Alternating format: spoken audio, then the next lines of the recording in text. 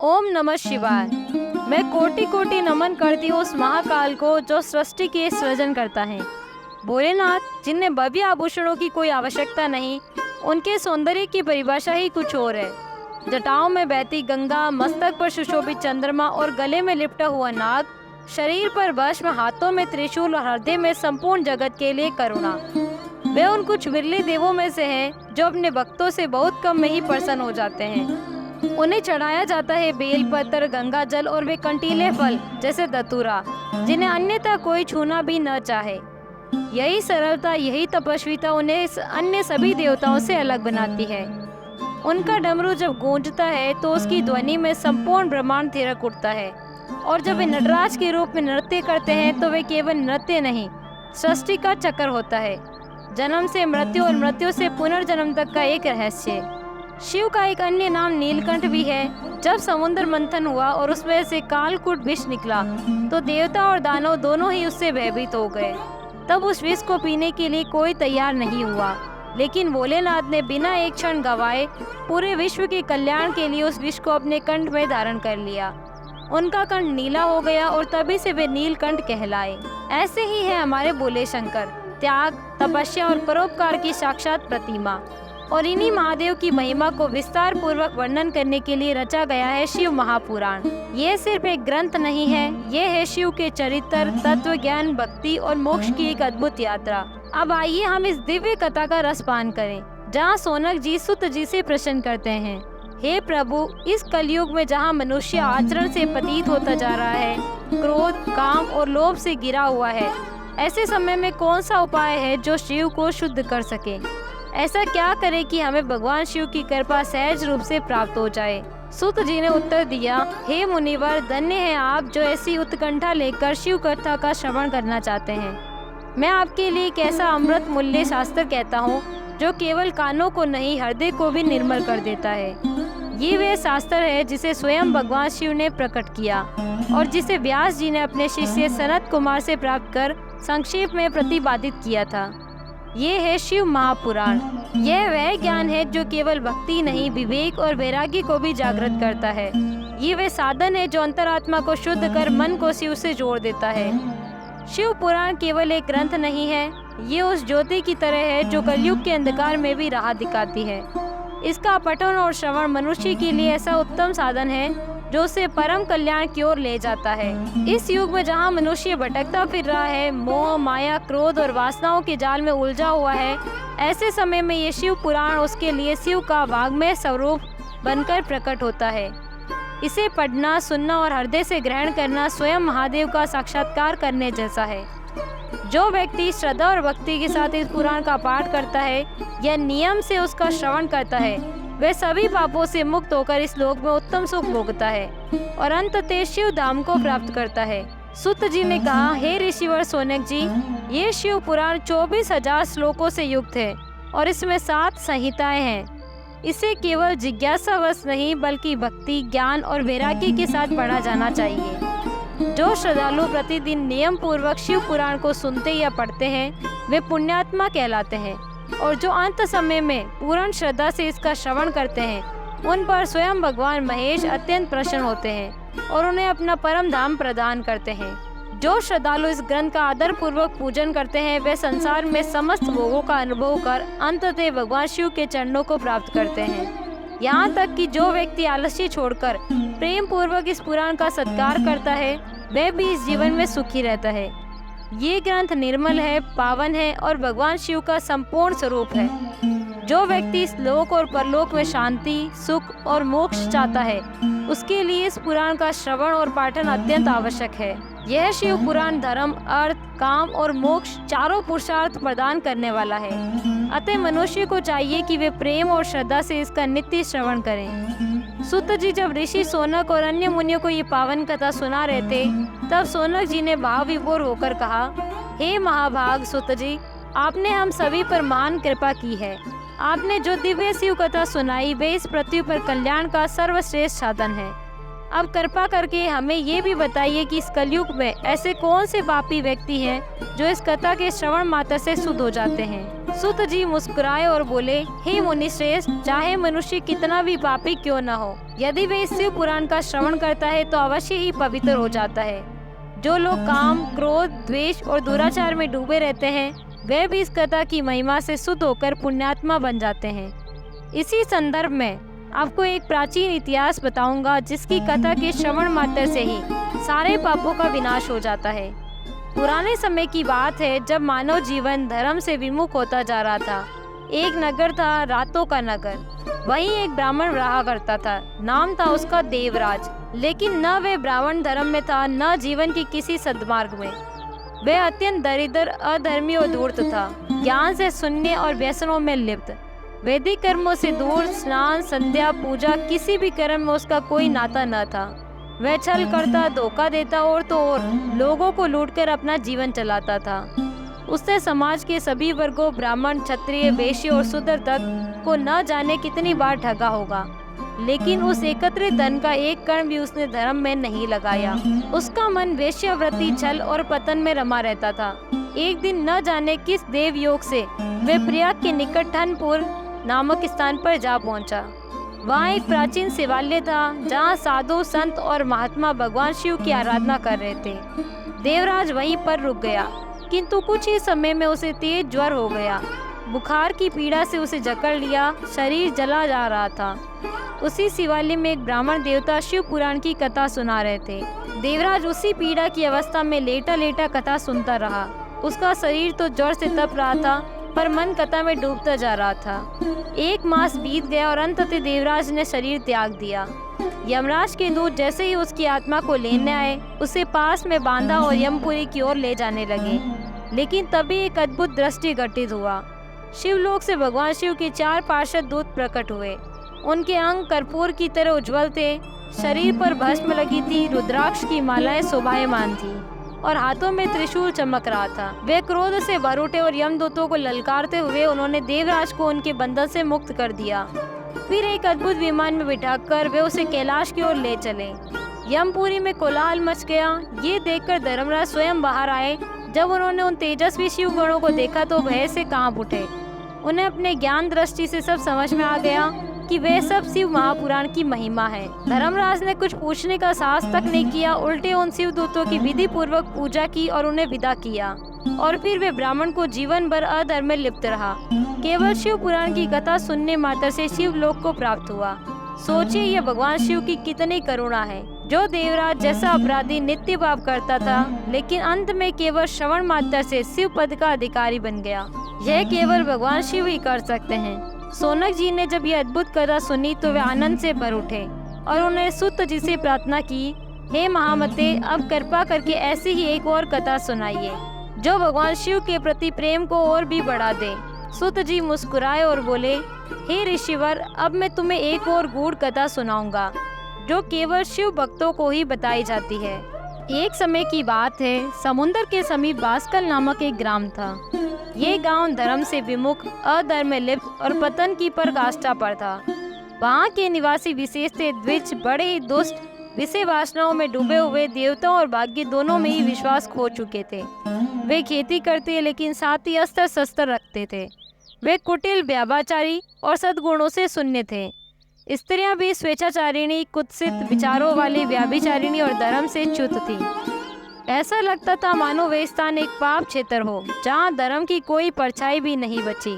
इसी ग्राम में एक बिंदु नामक ब्राह्मण रहता था, अति अधम, अत्यंत दुष्ट और चरित्रहीन, परंतु उसकी पत्नी चंचला, सुंदर, धर्मनिष्ठ और पतिव्रता थी। वह अपने पति की व्याभिचारी प्रवृत्तियों को देखकर भी धर्म का पालन करती रही, किंतु समय के साथ निरंतर अधर्म के संग से वह भी धीरे धीरे पतन की ओर बढ़ चली।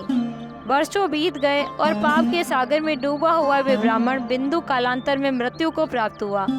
मरने के पश्चात वे नरक में गया और फिर विंध्य पर्वत पर एक भयंकर पिशाच के रूप में जन्मा। उधर चंचला अपने पुत्रों के संग जीवन के शेष दिन बिताने लगी। कुछ वर्षों के बाद किसी पुण्य पर्व के अवसर पर वे तीर्थ यात्रा हेतु अपने भाइयों के साथ गोकर्ण क्षेत्र गई थी।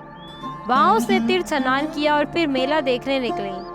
घूमते घूमते वे एक शिव मंदिर में पहुंची, जहाँ एक दिव्य तेजस्वी ब्राह्मण शिव पुराण की कथा सुना रहे थे। कथा का विषय था नारी धर्म और पतिव्रता का महत्व। ब्राह्मण कह रहे थे, जो स्त्रियां पर पुरुषों के साथ व्याभिचार करती है उन्हें यमलोक में लोहे की तगदी हुई सलाखों से दागा जाता है। ये सुनते ही चंचला कांप उठी। उसका शरीर तो वहीं बैठा रहा पर आत्मा गहराई तक हिल गई थी। वर्षों की गलती एक क्षण में जैसे सामने आ गई। उस मंदिर में कथा के अंत के बाद जब सब लौट गए, चंचला वहीं बैठी रही, अकेली, भयभीत और संतप्त। फिर कांपते हुए ब्राह्मण देवता के चरणों में गिर पड़ी और अश्रुपूरित नेत्रों से करुण स्वर में बोली, हे ब्राह्मण देव, मैं अज्ञानिनी थी, धर्म को नहीं जानती थी। इस कारण मेरे द्वारा भारी पाप हो गया। अब मैं भय से कांप रही हूँ। आपके वैराग्य मन प्रवचन ने मेरी आत्मा को झकझोर दिया है। मुझे संसार से वैराग्य हो गया है। हे स्वामी, मुझ पापिनी का उद्धार कीजिए। मैं निंदा के योग्य हूँ। घोर विषयों में फंसी रही अपने धर्म से विमुख हो गई। अब सोचती यमदूत जब आएंगे, गले में फंदा डालेंगे, मुझे खींच ले जाएंगे, तब मैं कैसे सहूंगी वो यातनाएं। जब नरक में मेरे शरीर को टुकड़ों में बांटा जाएगा, मैं कैसे धैर्य रखूंगी। हाय, मैं जल गई, मैं नष्ट हो गई, मैं हर प्रकार से पाप में डूबी रही। अब आप ही मेरे गुरु हैं, आप ही माता पिता हैं, आपकी शरण में आई हूँ, कृपा कर उद्धार कीजिए। श्री सूत जी कहते हैं, हे सोनक, चंचला इस प्रकार खेद और वैराग्य से युक्त होकर ब्राह्मण के चरणों में लौट गई। तब उस करुणा में ब्राह्मण ने उसे प्रेम से उठाया और कहा, हे नारी, सौभाग्य की बात है कि भगवान शंकर की कृपा से इस शिव पुराण की वैराग्यमयी कथा ने तुम्हारे अंतःकरण को जगा दिया। डरो मत, अब तुम शिव की शरण में जाओ। भगवान शिव की कृपा से संपूर्ण पाप तत्काल भस्म हो जाते हैं। मैं तुम्हें शिव की परम कथा सुनाऊंगा, जिससे तुम सदा के लिए सुखद गति प्राप्त करोगे। जैसे दर्पण को स्वच्छ करने में उसे छवि स्पष्ट दिखती है, वैसे ही शिव पुराण की कथा मन को शुद्ध करती है। तुम्हारे भीतर पश्चाताप का जन्म हो चुका है और यही सबसे बड़ा प्रायश्चित है। सत्पुरुषों ने कहा है, जिससे अपने पापों पर सच्चा खेद हो वही उत्तम गति को प्राप्त करता है, क्योंकि शुद्ध चित्त में ही भगवान शिव और माता पार्वती निवास करते हैं। ब्राह्मण देवता ने शांत स्वर में कहा, हे ब्राह्मण पत्नी, ये शिव कथा केवल कथा नहीं, ये कल्याण का बीज है। इसका श्रवण, मनन और ध्यान संपूर्ण भवबंधन को तोड़ने की शक्ति रखता है। जब मन शुद्ध होता है तब उसमें महेश्वर की भक्ति, ज्ञान और वैराग्य के साथ स्वतः प्रकट होती है, और जब शिव की कृपा होती है तब दिव्य मुक्ति भी सहज ही प्राप्त होती है। जो मुक्ति से वंचित है वे वास्तव में माया की जाल में फंसा हुआ पशु ही है। इसलिए हे देवी, विषयों से मन को हटाओ और शिव कथा को भक्ति भाव से सुनो। सूत जी कहते हैं, ये वचन सुनकर चंचला का हृदय आनंद से भर उठा। उसके नेत्रों से अश्रु बहने लगे और जब वे पश्चाताप की नहीं कृतज्ञता के थे, वे भाव विभोर होकर ब्राह्मण के चरणों में गिर पड़ी और गदगद स्वर में कहने लगी, हे ब्राह्मण देवता, मैं कृतार्थ हो गई। आपने मुझे उस मार्ग पर ला खड़ा किया जहाँ से मुक्ति की यात्रा प्रारंभ होती है। हे साधु श्रेष्ठ, मैं नरक के सागर में डूब रही थी, अब आप ही मेरा उद्धार कीजिए। जिस शिव पुराण की कथा ने मेरे मन में विषय वासना को निकाल दिया, उसी कथा को सुनने की अब मुझे अतुल श्रद्धा हो रही है। और तब वे ब्राह्मण पत्नी चंचला श्रद्धा सहित उन्हीं शिव भक्त ब्राह्मण की सेवा में तत्पर रहने लगी। वे गोकर्ण महाक्षेत्र में रहकर प्रतिदिन उस परम उत्तम शिव पुराण की कथा सुनती रही। भक्ति, ज्ञान और वैराग्य से परिपूर्ण वे कथा उसके हृदय को पूर्णतया शुद्ध करती गई। तब उसके हृदय में भगवान शिव का सगुण स्वरूप प्रकट हो चुका था और अब शिव में रमी रहने वाली उत्तम बुद्धि वाली साधिका बन चुकी थी। फिर एक दिन समय पूर्ण हुआ और वे भक्ति, ज्ञान और वैराग्य से युक्त चंचला ने बिना किसी कष्ट से शरीर को त्याग कर दिया था। तभी त्रिपुरासुर का वध करने वाले भगवान शिव ने अपने दिव्य गणों को भेजा। एक दिव्य विमान विविध आभूषणों और दिव्य रत्नों से युक्त तेजस्वी गति से गोकर्ण क्षेत्र में आ पहुंचा। चंचला वे गौर वर्णा दिव्यांगना मस्तक पर अर्धचंद्र मुकुट धारण किए हुए दिव्य आभूषणों से विशोभित होकर उस विमान पर विराजमान हो गई। उसके सभी पाप, क्लेश और विषय वासनाएं अब भस्म हो चुकी थी। वह अब केवल एक स्त्री नहीं बल्कि शिव की पार्षद, शिव धाम वासिनी हो चुकी थी। और इस प्रकार उस पावन शिव कथा के श्रवण से चंचला को प्राप्त हुई परम मुक्ति। जब चंचला उस दिव्य विमान में आरूढ़ होकर शिवपुरी उस सनातन शिव धाम में पहुंची तो उसने त्रिनेत्रधारी महादेव जी का साक्षात दर्शन किया। वहाँ समस्त देवता गणेश जी, भृंगी, नंदीश्वर, वीरभद्र सब उनके चरणों में सेवा भाव से उपस्थित थे। भगवान शंकर का तेज करोड़ों सूर्यों से भी अधिक उज्जवल, उनका कंठ नील था, मुख 5 और प्रत्येक में 3 नेत्र। मस्तक पर अर्धचंदन मुकुट शोभा बढ़ा रहा था। उन्होंने अपने वाम भाग में बैठाया था विद्युत प्रकाश में पार्वती जी को। गौरीपति की कांति कपूर के समान उज्जवल और संपूर्ण शरीर श्वेत भस्म से विभूषित। ये दिव्य स्वरूप देखकर चंचला आनंद से भर उठी। वे बार बार नतमस्तक होकर प्रणाम करती रही। उसके नेत्रों से अश्रु बहने लगे। अब वे प्रेम और कृतज्ञता के थे। उसका संपूर्ण शरीर रोमांच से भर गया और फिर भगवान शिव और माता पार्वती ने करुणा और वात्सल्य से उसे अपने पास बुलाया। उसी क्षण देवी पार्वती ने चंचला को अपनी सखी बना लिया। अब चंचला सनातन धाम में दिव्य सुख और अक्षय आनंद का अनुभव करने लगी। एक दिन परमानंद ने निमग्न चंचला उमा देवी के समीप गई। उसने दोनों हाथ जोड़कर माता पार्वती की स्तुति आरंभ की। हे गिरिराज नंदनी, हे शंभु प्रिया, हे आद्या शक्ति, आप ही ब्रह्म स्वरूपिणी है। आप ही सगुण, आप ही निर्गुण, आप ही सृष्टि की जननी है। आप ही पालिका और संहारिणी, ब्रह्मा विष्णु और महेश तीनों देवों की शक्ति आप ही हैं। ये स्तुति सुनकर करुणा सागर देवी पार्वती ने चंचला से स्नेहपूर्ण स्वर में कहा, हे सखी चंचले, बोलो क्या वर चाहती हो। तुम्हारे लिए मुझे कुछ भी अदय नहीं है। यह सुनते ही चंचला का मन फिर एक बार अपनी उस एक असिद्धि की ओर चला गया। उसने करुण स्वर में माता से कहा, हे निष्पाप गिरिराज कुमारी, हे कल्याणमयी दिन वत्सले, मेरा एक ही आग्रह है। मेरे पति बिंदु कहाँ है मैं नहीं जानती, परंतु मैं आपसे यही वर मांगती हूँ कि किसी भी उपाय से मैं उनसे पुनः संयुक्त हो सकूं। कृपा करके मेरे पति का उद्धार कीजिए। यही था चंचला का एकमात्र शेष बंधन। उसका पति बिंदु जो पापों के कारण पिशाच योनि में भटक रहा था, और अब चंचला शिव धाम की निवासिनी होकर भी अपने पति को मुक्त कराने के लिए माता पार्वती के चरणों में खड़ी थी। ये है पतिव्रता नारी का प्रेम, ये है भक्ति से जन्मा करुणा का आदर्श। हे शिव प्रिया, हे करुणा की साक्षात मूर्ति, हे जगत की जननी पार्वती माता। जब चंचला ने महादेवी से दीन भाव से कहा, हे महेश्वरी, हे जगदम्बा, मेरे पति जो कि एक शूद्र जाति की वेश्या के प्रति आसक्त थे, जीवन भर पाप में जीवन में ही लिप्त रहे। मेरी मृत्यु से पहले ही वे संसार को त्याग चुके थे, किंतु आज तक मुझे ये ज्ञात नहीं कि वे किस गति को प्राप्त हुए। कृपा करके उनके विषय में कुछ बताइए माता। देवी पार्वती ने करुणा से देखा और गंभीर स्वर में कहा, हे सखी चंचला, तुम्हारे पति बिंदु का अंतःकरण अति मलिन था।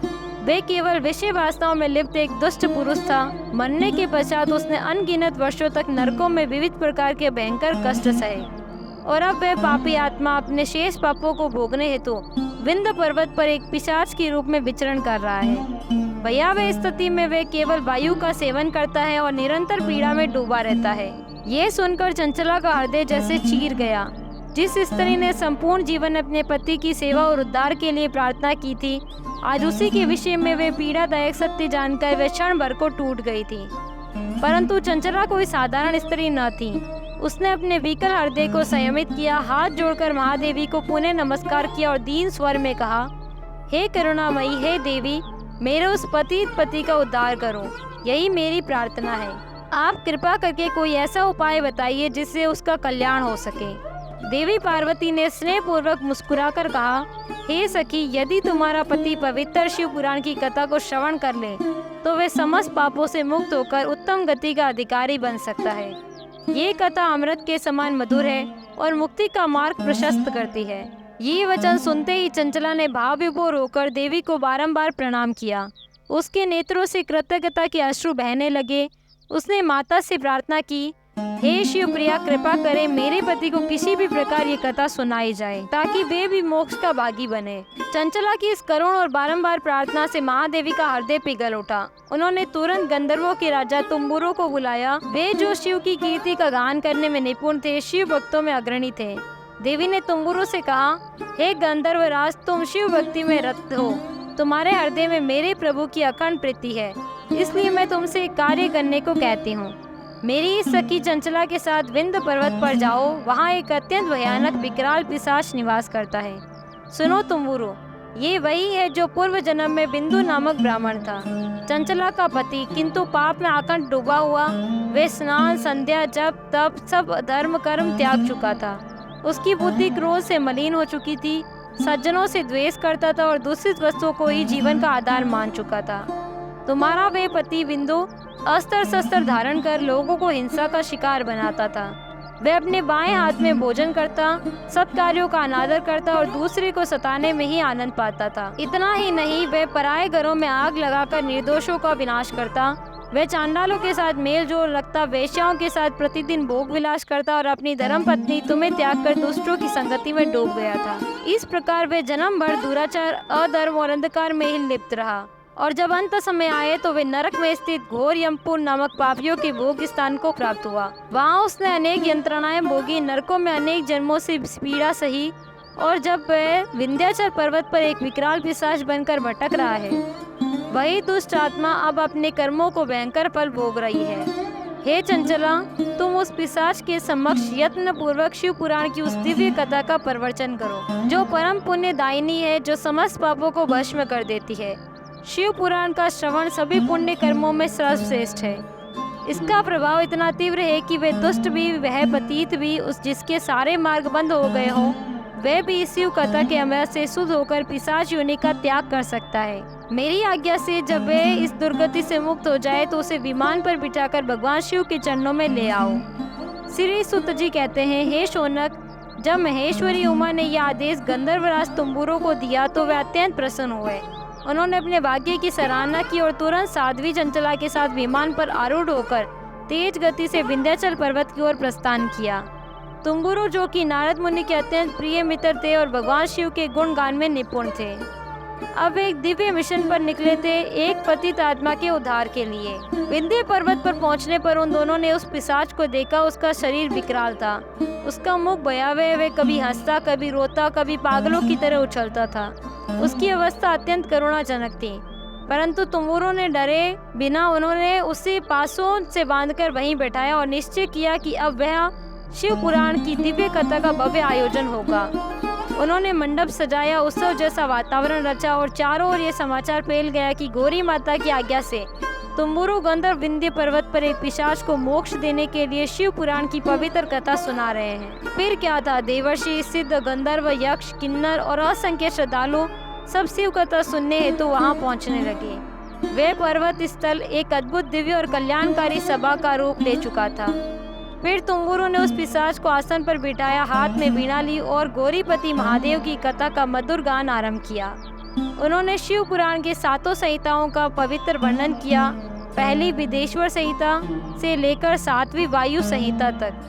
प्रत्येक अक्षर, प्रत्येक शब्द में शिव तत्व का प्रकाश था। वह कथा जब चल रही थी तो वह पिशाच, जिसे उसने पापों से रत्ती भरती मुक्ति की आशा न थी, उसने भी उस दिव्य कथा को बड़े ध्यान से सुना। हर श्लोक, हर प्रसंग के साथ उसका हृदय शुद्ध होता गया और जब कथा पूर्ण हुई तब उसने अपने पिशाच शरीर को त्याग दिया। उसका रूप दिव्य हो गया, तेजस्वी, शांत और शिवमय। उसका अंग सौम्य हो गया, वर्ण गौर हो गया। उसके शरीर पर दिव्य श्वेत वस्त्र लहराने लगे। त्रिनेत्रधारी चंद्रशेखर के समान तेजस्वी रूप को उसने धारण कर लिया। उसके अंगों पर सभी प्रकार के दिव्य आभूषण सजने लगे। वे स्वयं शिव स्वरूप बन गया, त्रिनयन, जटाजूट, चंद्रमा से शोभित। अब वे श्रीमान बिंदु अपनी प्राण वल्लभा साध्वी चंचला के साथ परम माहेश्वर भगवान शिव का गुणगान करने लगा। जिसने कभी पाप में डूबे जीवन को अपनाया था, वही अब शुद्धतम, दिव्यतम भगवत पद का प्रतीक बन चुका था। उसे और उसकी धर्मपत्नी चंचला का उस रूप में देख वहां उपस्थित सभी देवर्षि आश्चर्यचकित रह गए। उनके हृदय परमानंद से भर उठे, क्योंकि उन्होंने स्वयं देखा शिव पुराण की महिमा से एक पतित आत्मा का मोक्ष संभव है। और फिर शिव कथा के उस अद्भुत प्रभाव को अनुभव कर सभी ऋषिगण, श्रोतागण परम संतोष और प्रेम से भगवान शिव का यशगान करते हुए अपने अपने धाम को लौट गए। परंतु श्रीमान बिंदु वहीं न रुका। वहाँ वह सीधे शिव धाम जा पहुंचा, जहाँ भगवान महेश्वर और माता पार्वती ने स्वयं हर्षित होकर उसका सत्कार किया, उसे अपना पार्षद बना लिया और उसकी पत्नी चंचला व पार्वती जी की सखी बन गई थी। अब वे दोनों दंपति सनातन परम ज्योति स्वरूप शिव धाम में अविचल भाव से निवास करते हुए परमानंद में लीन है, पूर्णतः मुक्त, पूर्णतः शिवमय। इसके पश्चात शौनक ऋषि बोले, हे सुत जी, आपको बारंबार नमस्कार है। आप धन्य हैं, आप शिव भक्तों में श्रेष्ठ हैं। अब कृपा करके बताइए कि इस दिव्य शिव पुराण कथा का श्रवण कैसे किया जाए। कौन सी विधि है जिससे प्रत्येक श्रोता को संपूर्ण फल की प्राप्ति हो।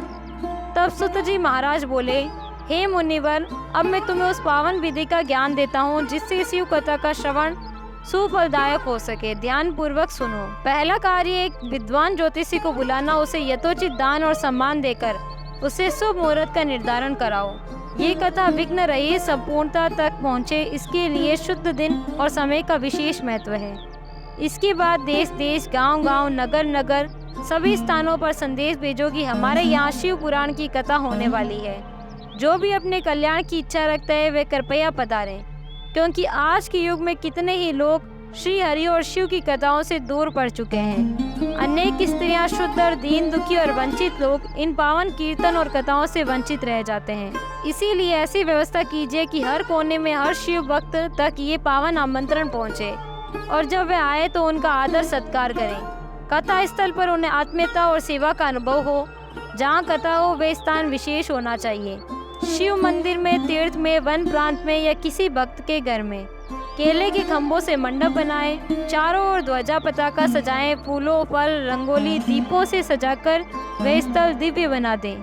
भगवान शिव के लिए विशेष आसन, कथावाचक के लिए सुखद आसन और श्रोताओं के लिए भी यथोयोग्य सुंदर व्यवस्था करें। श्रोताओं के बीच कोई भेदभाव न हो, किंतु श्रद्धा और नियम पूर्वक आने वाले लोगों को उचित स्थान मिले।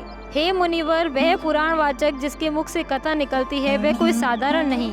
उसकी वाणी देहधारी जीवों के लिए कामधेनु के समान फलदायी होती है।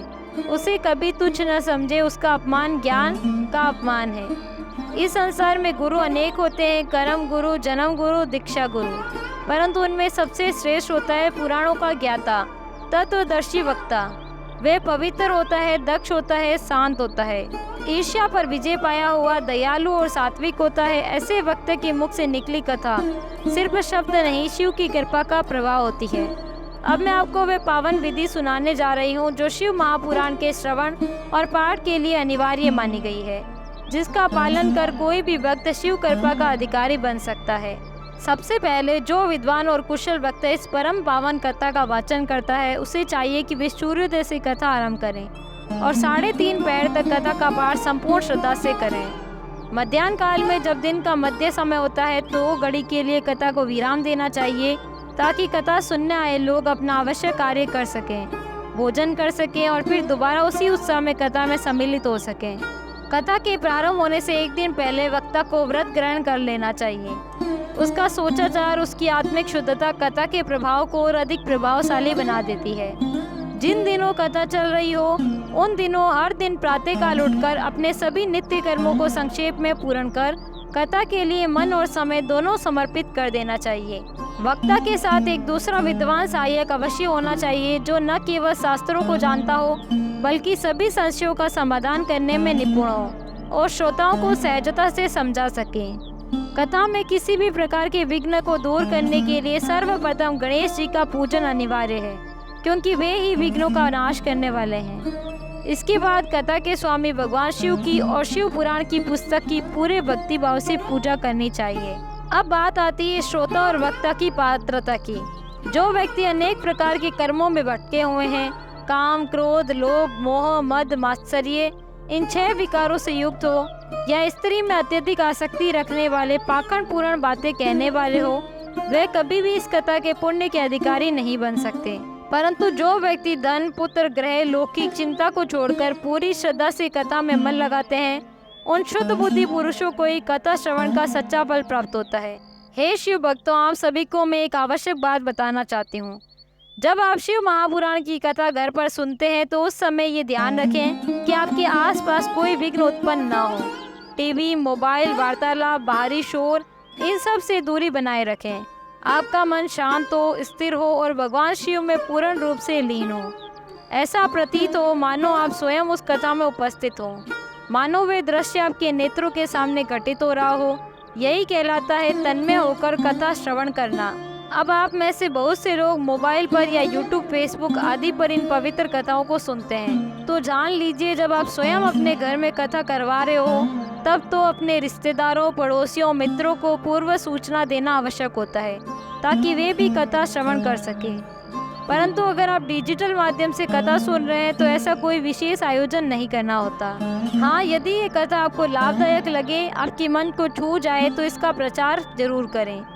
परंतु ध्यान रखें, ऐसे लोगों को ये कथा वीडियो न भेजे जो ईश्वर में विश्वास नहीं रखते या जिनका मन अधर्म में आसक्त है, क्योंकि जब आप किसी पावन कथा का प्रचार करते हैं, उसे दूसरों तक पहुंचाते हैं, तो उसके पुण्य का अंश आप तक भी लौटता है और कई गुना होकर लौटता है।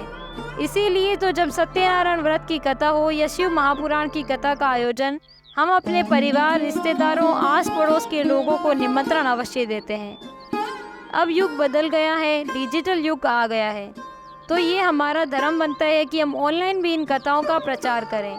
जो वीडियो आपको ईश्वर से जोड़ता है, आपके मन को शांति देता है, उसे अधिक से अधिक लोगों तक पहुंचाएं। अब श्री सुत जी महाराज एक अत्यंत महत्वपूर्ण और गूढ़ रहस्य प्रकट कर रहे हैं, जो विशेष रूप से हम सभी श्रोताओं के लिए जानना अति आवश्यक है। वे कहते हैं, जो लोग धन, पुत्र, ग्रह, सांसारिक चिंता को छोड़कर पूर्ण मन से इस कथा में डूब जाते हैं, वे ही सच्चे अर्थों में शुद्ध बुद्धि भक्त कहे जाते हैं और वही इस पावन कथा के उत्तम फल के अधिकारी बनते हैं। जिन श्रोताओं का मन श्रद्धा और भक्ति से परिपूर्ण होता है, जो कथा के समय अन्य कर्मों में नहीं उलझते बल्कि पूरे ध्यान से सिर्फ शिव कथा ही सुनते हैं, जो मौन रहते हैं, पवित्र रहते हैं, जिनका अंतर्मन उद्वेग शून्य होता है, ऐसे व्यक्ति इस पुण्य महायज्ञ के सच्चे सहभागी होते हैं। कहते हैं, जब भी आप किसी भी ईश कथा को सुने तो अपनी आंखें बंद कर लें और मन की आंखों से उन दृश्यों को देखें, मानो वे सब कुछ आपके सामने घट रहा हो।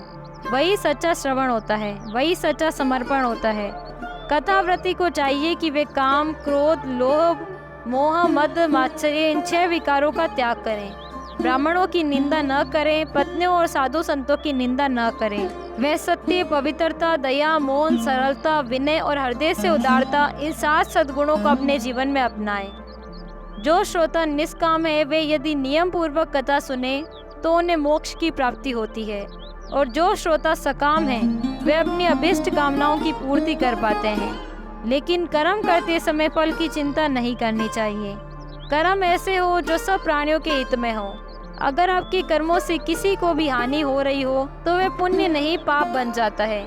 हे भक्तों, दरिद्र, रोगी, पापी, भाग्यहीन या संतानहीन पुरुष हो, यहाँ तक कि काक बंदिया स्त्रियाँ, वे सभी भी इस पावन शिव महापुराण की कथा को अवश्य सुने।